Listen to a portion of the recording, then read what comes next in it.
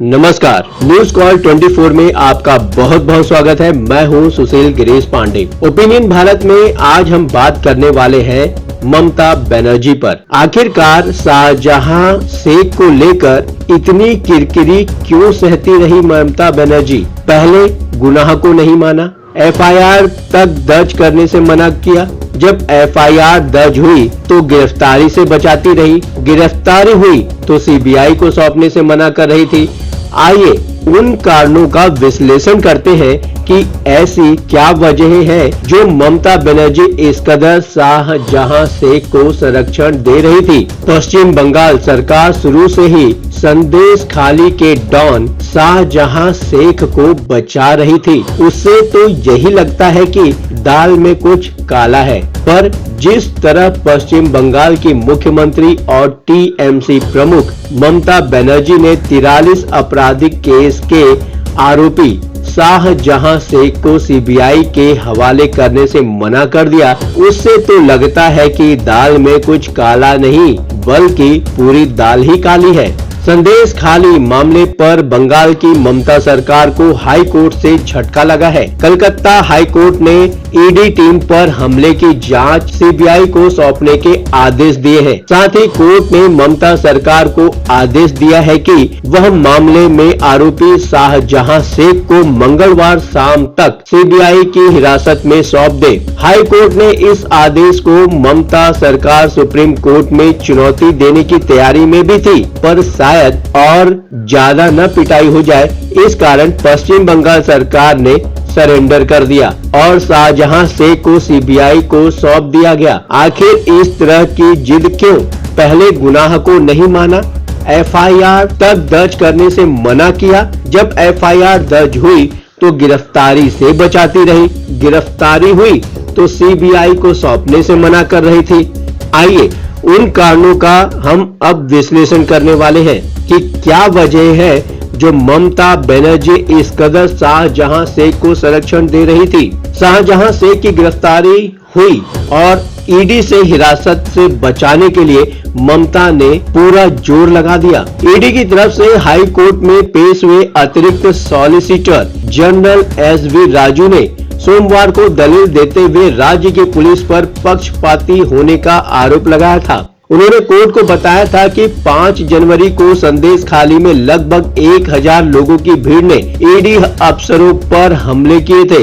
उनके खिलाफ 40 से अधिक मामले दर्ज हैं, पर अभी तक इन मामलों में कोई कार्यवाही नहीं की गई। विशेषज्ञों का मानना है कि ममता सरकार ने शाहजहां शेख की गिरफ्तारी भी केवल इसलिए करवाई ताकि ईडी की हिरासत से शाहजहां शेख को बचाया जा सके। शेख की गिरफ्तारी के बाद राज्य सरकार ने मामले की जांच बसीरहाट पुलिस से लेकर सीआईडी को सौंप दी थी। सॉलिसिटर जनरल का दावा है कि शेख की सीआईडी जांच करवाने की घोषणा भी केवल सीबीआई हिरासत से इनकार करने के लिए किया गया था। शाहजहां और उसके सहयोगियों पर संदेश खाली में प्रवर्तन निदेशालय की टीम पर हमला करने का आरोप है। स्थानीय महिलाएं भी यौन उत्पीड़न के आरोप लगा रही हैं और महीने भर से आंदोलन कर रही हैं। पुलिस ने शाहजहां पर जिन धाराओं में एफआईआर दर्ज की है वे बेहद गंभीर है और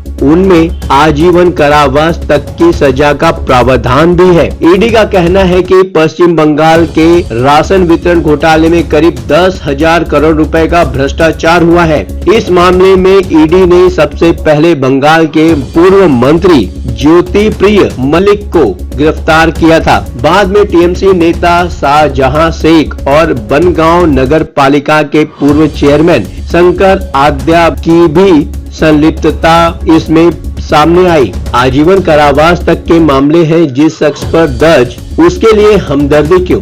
संदेश खाली के आरोपी शाहजहां शेख पर केवल ईडी अधिकारियों की पिटाई करवाने का ही आरोप नहीं है, बल्कि संदेश खाली में जमीन पर कब्जा करने और यौन उत्पीड़न के भी आरोप लगे हैं। शाहजहां शेख पर 3 बीजेपी समर्थकों की हत्या और बिजली विभाग के कर्मचारियों की मारपीट समेत कई आपराधिक मामले दर्ज है।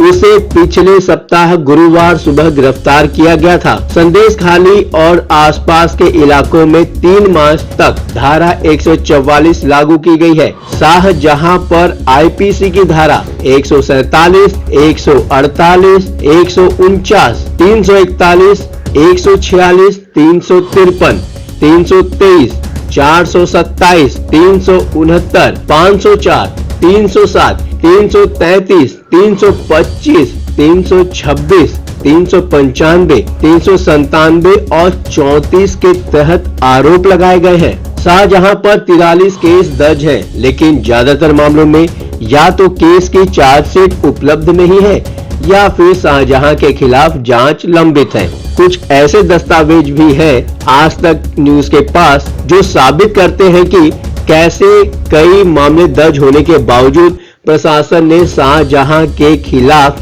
कोई कार्रवाई नहीं की।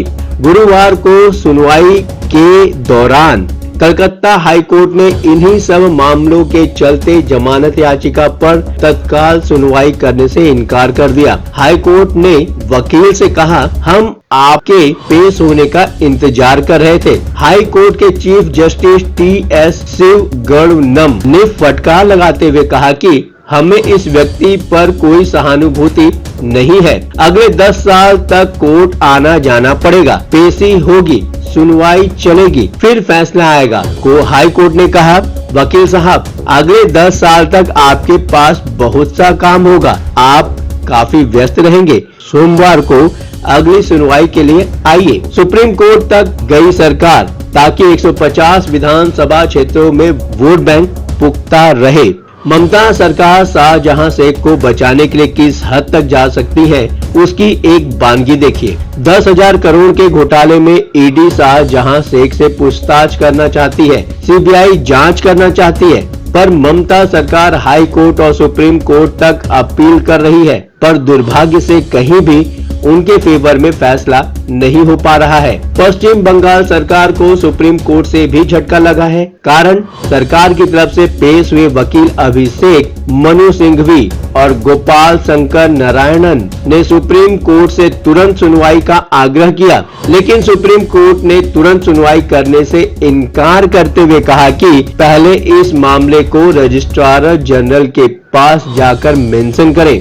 पश्चिम बंगाल की ओर से अभिषेक मनु सिंघवी और गोपाल शंकर नारायणन ने कहा कि हाई कोर्ट ने मामले को सीबीआई को ट्रांसफर करने के आदेश दिए हैं। सुप्रीम कोर्ट ने मंगलवार को 4:30 तक केस पेपर और शाहजहां शेख को सीबीआई को सौंपने का आदेश दिया था। सवाल ये है कि आखिर ममता बनर्जी सरकार क्यों ये सब कर रही है? दरअसल सबसे बड़ा कारण है सीमावर्ती इलाकों की तेजी से बदल रही डेमोग्राफी। यहाँ मुस्लिम आबादी लगभग 30% है, लेकिन व्यावसायिक तौर पर देखा जाए तो यह 40% हो गया है। बताया जाता है कि घुसपैठ के जरिए पश्चिम बंगाल के 6 जिले मुर्शिदाबाद, मालदा, दक्षिण 24 परगना, उत्तर 24 परगना और कूच बिहार मुस्लिम बहुल हो गए हैं। पूरे बंगाल में 150 विधानसभा क्षेत्र है जो पूरी तरह से मुस्लिम वोट से नियंत्रित होता है। अभी मुस्लिम समुदाय का पूरा वोट तृणमूल कांग्रेस को जाता है, क्योंकि अभी संरक्षण देने की हैसियत में तृणमूल ही है। इसके पहले कम्युनिस्ट पार्टियां इस हैसियत में थी तो वो वोट उनको जाता था। माकपा से लेकर टीएमसी तक ऐसे लोगों के ही सहारे बनी रहती है सत्ता। शाहजहां शेख 2010 के पहले तक कम्युनिस्ट पार्टियों के लिए काम करता था, पर पश्चिम बंगाल में सत्ता बदलते ही साम्राज्य की रक्षा के लिए शाहजहां ने ये निर्णय कर लिया था कि वह माकपा से दूरी बनाएगा। टीएमसी ने साल 2011 में ममता बनर्जी के नेतृत्व में वाम पंथ की 34 साल की सत्ता को खत्म करके बंगाल में सरकार बनाई।